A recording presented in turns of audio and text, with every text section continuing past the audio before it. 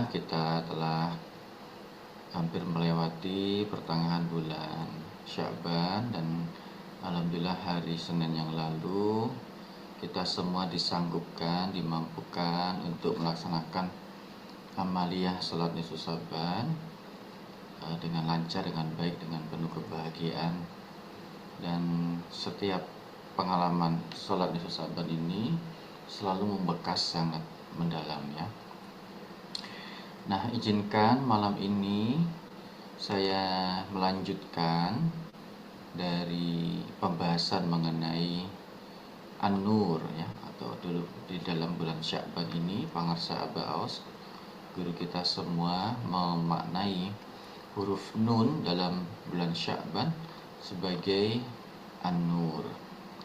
Nah, hari Minggu yang lalu kita telah membicarakan mengenai beberapa aspek penting dari realitas An-Nur ini, atau cahaya dalam bahasa Indonesianya, atau sinar tadi ya. Nah, An-Nur ini bisa bermakna secara fisik, yaitu berupa cahaya yang memberikan terang benderang, yang memampukan kita untuk melihat sesuatu.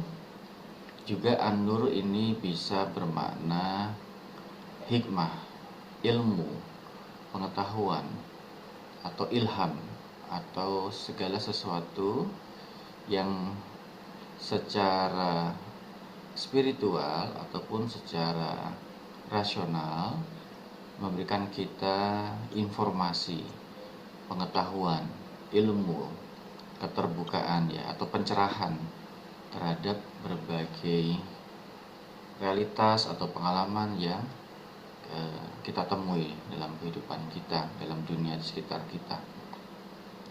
Dan bukan kebetulan kedua bentuk An-Nur tadi, cahaya secara fisik yaitu sinar atau cahaya yang menerangi, memiliki begitu banyak kesamaan ya dengan An-Nur secara ruhani atau secara intelektual dan secara spiritual. Secara fisik, cahaya atau An-Nur ini adalah realitas yang memampukan kita atau memungkinkan kita, menjadi syarat di mana kita bisa melihat segala sesuatu ya. Jadi meskipun kita punya mata yang berfungsi dengan sangat baik dan ada realitas atau objek yang bisa dilihat, tetapi kalau tidak ada cahaya, tidak ada An-Nur, maka kita tidak bisa melihat, kita tidak tahu ada benda apa enggak gitu ya. Nah, jadi itulah An-Nur. Nah, menariknya tidak semua realitas itu adalah sumber cahaya ya, tidak bisa bercahaya sendiri. Pada kenyataannya dalam dunia ini hanya ada sedikit sumber cahaya ya. Ya, bintang-bintang adalah sumber cahaya. Tetapi untuk kehidupan kita manusia sebagai khalifah fil ard di bumi ini, sumber utama cahaya ya hanya satu-satunya adalah matahari. Begitu juga digambarkan dalam surat At-Taghabun, Al-Quran dijelaskan oleh Pangarsa Abbas sebagai sumber cahaya ya, terang benderang ya, yang itu dijelaskan dibawa menghasilkan kebenaran oleh Rasulullah SAW ya.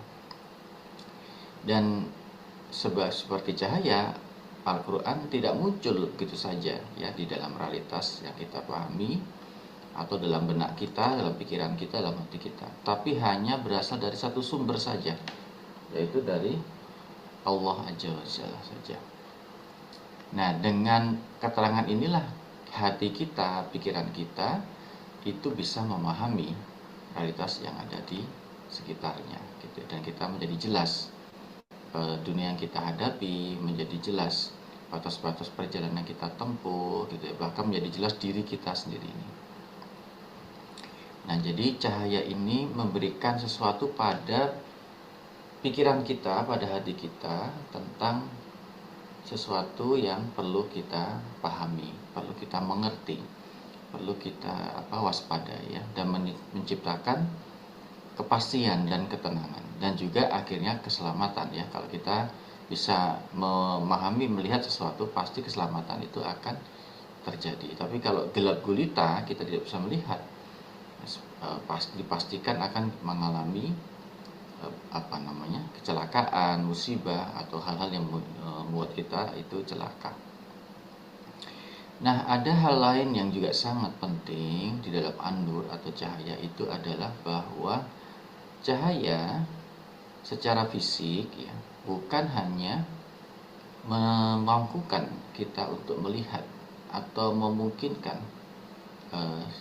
objek-objek fisik itu, benda-benda sekitar kita itu bisa dilihat. Tetapi juga cahaya adalah sumber energi bagi kehidupan di bumi ini ya. Cahaya matahari yang saya maksudkan di sini terutama itu adalah salah satu sumber energi yang sangat vital bagi umat manusia untuk memampukan kehidupannya ya. Misalkan manusia dan sebagian besar makhluk hidup itu adalah herbivora atau mengkonsumsi energi ya. Tumbuh-tumbuhan yang kita konsumsi ya, padi dan semuanya itu hanya bisa tumbuh kalau ada cahaya, ada energi panas yang dipancarkan oleh matahari. Bahkan sebagian banyak hewan-hewan atau organisme atau makhluk hidup di dalam laut juga tetap membutuhkan panas dari matahari. Kalau tidak ada panas dari matahari, bumi ini dingin, gelap gitu ya. Tidak bisa tumbuh tumbuh-tumbuhan gitu ya. Nah, ketika tumbuh-tumbuhan tidak hidup, tidak tumbuh juga, maka tidak memungkinkan adanya kehidupan ya. Makhluk-makhluk yang memakan daging atau karnivora termasuk manusia yang memakan segala tidak mungkin mengkonsumsi yang kita butuhkan ya, kalau tidak ada matahari, cahaya matahari. Dan ini sangat penting untuk kita pahami bahwa cahaya bukan hanya menciptakan atau mendorong adanya pengetahuan, menyediakan pengetahuan dan informasi, tapi juga dia menjadi energi yang menyebabkan atau mendorong kehidupan itu terjadi, berkembang. Ya, di wilayah-wilayah bumi di mana cahaya matahari sangat sedikit, misalkan di kutub utara atau selatan ya, misalkan, atau di daerah tertentu yang malamnya itu lebih panjang daripada siangnya, itu kuantitas kehidupan itu sangat-sangat sedikit ya, dibandingkan dengan misalkan di Indonesia yang iklimnya tropis, di mana matahari itu beredar di khatulistiwa. Nah, kita di Indonesia ini dan negara-negara khatulistiwa yang lain yang tropis memiliki semakin banyak aneka ragam baik tanaman, plantation maupun hewan-hewan ya, fauna itu sangat beragam. Jadi ini menunjukkan bahwa cahaya atau ketersediaan panas itu sangat dibutuhkan atau memicu berbagai macam bentuk kehidupan. Nah, salah satu sumber oksigen terbesar di bumi ini adalah hutan-hutan tropis yang hidup di daerah-daerah khatulistiwa, termasuk di Indonesia, kemudian di Amerika Selatan gitu ya, dan di Asia, itu adalah penghasil oksigen yang memungkinkan adanya kehidupan di bumi ini. Jadi ini sangat menarik ya.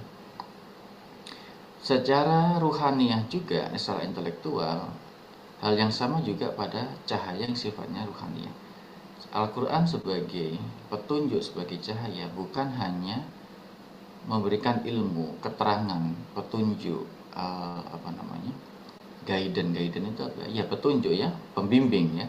Tapi juga memberikan energi yang luar biasa bagi kehidupan ruhaniah, spiritual dan intelektual manusia sesungguhnya gitu ya. Juga kalau kita rasakan salah satu dampak dari kalau kita mempraktekkan zikir dengan memahami bahwa zikir sesungguhnya adalah bentuk penghidupan cahaya dalam hati kita, menjadi cahaya hati. Saya yakin banyak ikhwan akhwat merasakan energi kehidupan yang berlimpah ya. Contoh yang paling konkret ya guru kita Pangasa Abaos itu. Pangasa Abaos itu secara fisik meskipun beliau sudah berusia, sudah sangat senior, tapi energinya luar biasa gitu ya. Tidak pernah tidur, selalu tampak sehat. Saya belum pernah setiap kali bersobat ketemu pengarsa Abah itu melihat beliau itu batuk begitu ya. Paling cuman ceguan sedikit gitu ya, atau dahak gitu ya, tapi tidak sampai kepada kita batuk atau merasa tampak lelah atau bahkan menguap. Sama sekali saya belum pernah lihat pengarsa Abah menguap gitu ya. Nah, juga ada contoh-contoh guru-guru yang lain di tradisi sufisme ini yang mereka itu tidak pernah tidur, tidurnya sedikit, banyak aktivitas, sangat sangat vital ya. Kalau secara fisik itu vitalitasnya sangat tinggi. Nah, itu secara fisik ya, artinya zikir, pengetahuan yang kita dapat, ya, hikmah yang kita dapat dari Al-Quran berupa zikir itu luar biasa, menghidupkan hati kita, bahkan menghidupkan ruh kita, dan membuat aktivitas kita menjadi lebih maksimal. Ya, ini contoh sederhana ya di level yang paling rendah betapa kekuatan cahaya itu memberikan kehidupan. Nah, kalau ada kehidupan yang lebih aktif lagi, itu artinya kita menjadi semakin produktif sebagai manusia, sebagai makhluk hidup gitu ya. Kita belajar lebih banyak, menghasilkan lebih banyak, beramal lebih banyak gitu, dan kemudian tubuh kita juga artinya semakin terfungsikan, dan fasilitas-fasilitas yang ada semuanya juga semakin berfungsi. Itu artinya ada kehidupan ekstra yang tumbuh dari energi yang muncul dari cahaya sebagai realitas spiritual, dalam hal ini Al-Quran, juga benih zikir la ilaha illallah. Dan kita di dalam thariqah ini diajarkan untuk terus-menerus menerangi cahaya hati kita dengan cahaya hati, dengan cahaya zikir. Dan sebagai efek samping dari zikir itu adalah vitalitas kita secara spiritual itu makin kuat ya, makin kencang ya. Juga itu berdampak pada secara fisik. Ini saya terus melihat ikhwan-ikhwan yang istiqomah berzikir itu juga kemudian jadi lebih tangguh ya, jarang sakit-sakitan gitu. Atau kalau sakit itu juga tidak terlalu parah. Dan pengalaman saya pribadi aja dulu sebelum ikut Pangarsa Abah, itu misalkan saya bangun sholat gitu ya, jam 4 sholat subuh begitu, itu setelah sholat pasti ngantuk. Kalau mau bertahan bekerja aktivitas sehari paling jam 11, jam 12 sudah menguap terus, ya udah kelangopan. Dan itu melelahkan ya. Sekarang ikut thariqah ini bangun jam 2 pagi, jam 1 pagi, non-stop amalia sampai subuh, sampai isra, tanpa tidur. Ya tidur dikit lah ya, waktu tawajuh ketiduran itu bonus lah. Sampai aktivitas sampai siang bolong, sampai jam 1, jam 2 pagi, jam 3, itu terasa tidak lelah gitu, meskipun ada ngantuk-ngantuk dikit gitu ya. Nah, saya melihat banyak ikhwan juga melakukan hal seperti itu. Itu artinya ini sumber energi spiritual yang luar biasa. Zikir ini ya sebagai cahaya dalam hati kita. Nah, ini yang sungguh luar biasa, sungguh sangat sangat menarik bahwa dua dimensi dari cahaya ini memiliki satu mungkin bukan manfaat ya, tetapi hikmah yang luar biasa ya, sebagai fungsi memberikan kita ilmu, keterangan, petunjuk, tapi juga memampukan kita untuk menjalankannya dalam bentuk energi untuk hidup. Bahkan yang sangat penting dan kita meyakininya, Pangarsa Abah juga berulang-ulang menjelaskan kepada kita bahwa talqin zikir itu menghidupkan hati dan ruh kita. Semua orang yang telah ditalqin itu ya, dan mengamalkannya telah hidup 2 kali dan telah mati 2 kali. Jadi tidak akan mati lagi. Jadi coba bayangkan, kita ini sudah ditalqin dan mengamalkan, ruh kita dan hati kita tidak akan mati. Itu artinya selamanya hidup. Nah, ini persis yang doa yang disampaikan, yang kita lafadzkan ya setiap kali mau zikir.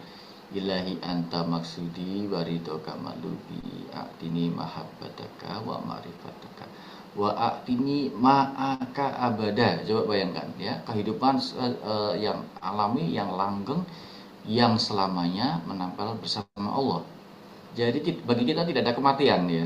Dan ini luar biasa betapa An-Nur yang dimasukkan di sini itu menghidupkan ruh kita semua, untuk bukan hanya untuk sementara ya, untuk selamanya. Jadi luar biasanya, ini sedikit hikmah yang mungkin bisa kita gali. Saya kira ada begitu lebih banyak makna-makna yang lebih dalam lagi kalau dikaji. Ini hanya lapisan luarnya saja. Dan pembicaraan mengenai kehidupan ini terus menerus ya, saya amati sangat-sangat konsisten ketika bicara soal kehidupan. Contoh lain misalkan ya, beberapa saat yang lalu, agak kira-kira 2-3, mungkin lebih dari 2-3 bulan yang lalu ya, Kiai Al-Amin atau Kiai siapa saya lupa, itu pernah menyinggung salah satu kredo di ajaran kelompok Islam yang lain ya. Mungkin teman-teman Pak Ikhwan Ahmad pernah mendengar tentang hidup mulia atau mati syahid gitu ya, atau mati syahid. Nah bagi Abah istilah mati syahid itu tidak berlaku ya, karena kita tidak akan mati.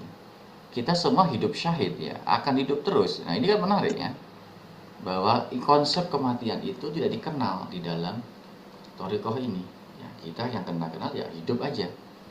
Itulah juga kenapa ketika ada ikhwan yang habis kontraknya di dunia ini, kita tidak mengatakan kemudian berduka atau kehilangan atau apa, meskipun tetap ada rasa bukan kehilangan ya, tapi kita disambut dengan rasa suka gitu ya. Selamat jalan, di sini senang, di sana senang, di mana-mana senang, yang pergi senang, yang ditinggal senang, semuanya senang, selamanya senang, segalanya senang. Nah ini luar biasa, artinya bagi kita yang habis kontrakannya atau meninggal dunia itu bukan kematian, tapi hanya berproses kepada alam yang berbeda. Itu dalam Manqobah salah satu wansah itu pindah alam ya, hanya beda, tapi tidak ada kematian. Nah ini sangat menarik, karena ada talqin zikir, karena ada cahaya Al-Quran yang ditanamkan, karena ada cahaya dalam hati kita. Nah ini adalah dimensi lain yang sebenarnya sangat mendasar dari An-Nur itu, bukan hanya memberikan keterangan, memberikan ilmu dan hikmah, tapi juga kehidupan. Nah kalau cahaya yang bersifat fisik seperti sinar matahari tadi menyebarkan kehidupan begitu banyak di bumi ini gitu ya. Tapi cahaya Al-Quran saya diberikan oleh Allah dan disaripatikan dalam zikir la ilaha illallah, ditanamkan ke dalam hati kita, itu mampu menghidupkan hati dan ruh kita ya. Bukan main-main ini ya. Jadi ini yang betapa pentingnya hikmah tentang An-Nur ini ya. Itulah kenapa berulang-ulang juga di dalam surat An-Nur yang 35 surat kita baca, sesungguhnya ya, ayat 35 itu memiliki makna yang sangat kaya gitu ya. Surat An-Nur ayat 35, Allah memberi cahaya kepada langit dan bumi. Perumpamaan cahayanya seperti sebuah lubang yang tidak tembus, yang di dalamnya ada pelita besar. Pelita itu dalam tabung kaca, dan tabung kaca itu bagaikan bintang yang berkilauan, yang dinyalakan dengan minyak dari pohon yang diberkahi, yaitu pohon zaitun yang tumbuh tidak di timur, tidak pula di barat, yang minyaknya saja hampir-hampir menerangi walaupun tidak disentuh api. Cahaya di atas cahaya, Allah beri petunjuk kepada cahayanya bagi siapa saja yang dia kehendaki, dan Allah membuat perumpamaan-perumpamaan bagi manusia, dan Allah Maha mengetahui segala sesuatu. Lah ini ayat yang paling kompleks, paling detail tentang cahaya, yang di situ digambarkan cahaya Allah sebagai cahaya di atas cahaya. Ini memiliki makna yang banyak gitu ya, lapisan-lapisan kehidupan, lapisan-lapisan hikmah yang banyak, dan hanya Allah saja sumber satu-satunya cahaya itu tadi. Seperti saya sebutkan bahwa tidak semua realitas itu adalah sumber cahaya. Dan di dalam An-Nur ini, surat An-Nur ayat 35 ini, Allah menegaskan Allah lah pemberi cahaya untuk langit dan bumi ya. Kemudian Nah, ada hal lain yang perlu mungkin kita pahami juga, sangat penting dalam kehidupan kita, terutama dalam masa kehidupan yang perlu gemerlap seperti ini.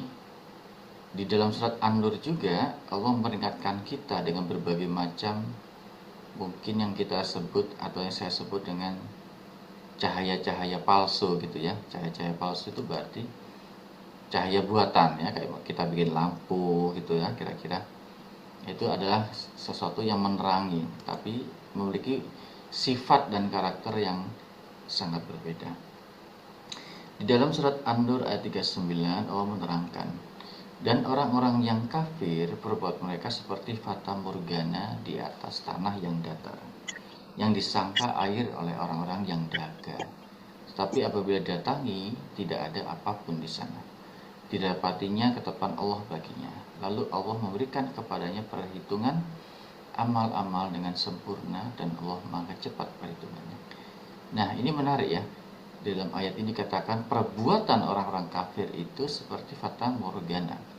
Nah, sifat fata morgana itu kan semu ya, palsu. Kelihatannya ada airnya, ada objeknya, padahal tidak. Kalau didekati itu ternyata tidak ada. Jadi ini seperti kepalsuan, seperti fantasi, propaganda politik, propaganda ekonomi, propaganda ideologi, macam-macam ya. Istilahnya kebohongan ketika kita dihujani oleh ribuan atau bahkan sekarang udah miliaran iklan di dalam kehidupan kita ya, kita temui di jalan, di sosial media, di mana aja itu adalah bentuk-bentuk seperti itu. Kemudian janji-janji para pemimpin atau jargon-jargon politik para penguasa itu seperti ini sebenarnya, fata morgana. Misalkan salah satu yang pernah saya dengar di Indonesia ini berlaku Indonesia emas tahun 45 gitu ya, 2045. Itu mau ngapain Indonesia emas itu ya? Nah, pengasahabat udah mengingatkan kalau 20-30 tahun lagi kita Indonesia emas, sekarang kita Indonesia apa? Indonesia batu gitu ya, atau Indonesia kayu. Lah ini kan persepsi ya, pola pikir. Bagi pengasahabat sekarang kita udah emas gitu sebelumnya. Kita menuju Indonesia berlian gitu. Nah, ini fantasi yang diciptakan oleh pemimpin politik kita. Ya, yang gelap itu tadi ya. Begitu banyak saya kira contoh fata morgana ini atau cahaya palsu itu. Apalagi bentuk paling sederhananya kalau Ivan Ahmad semua melihat iklan-iklan berbagai macam produk ya, yang menjanjikan tubuh yang sehat, menjanjikan rambut yang cantik, menjanjikan penghasilan yang ajak, menghasilkan penghunian yang nyaman, apa aja dah ya. Kalau orang jualan itu sekarang ini iklan menjadi normal dalam kehidupan kita. Nah, itu sebenarnya cahaya-cahaya fata morgana. Kemudian dilanjutkan di surat An-Nur ayat 40 di mana Allah berfirman, dan bagi orang-orang kafir seperti gelap gulita di lautan yang dalam, yang diliputi oleh gelombang demi gelombang. Di atasnya ada lagi awan gelap. Itulah gelap gulita yang berlapis-lapis.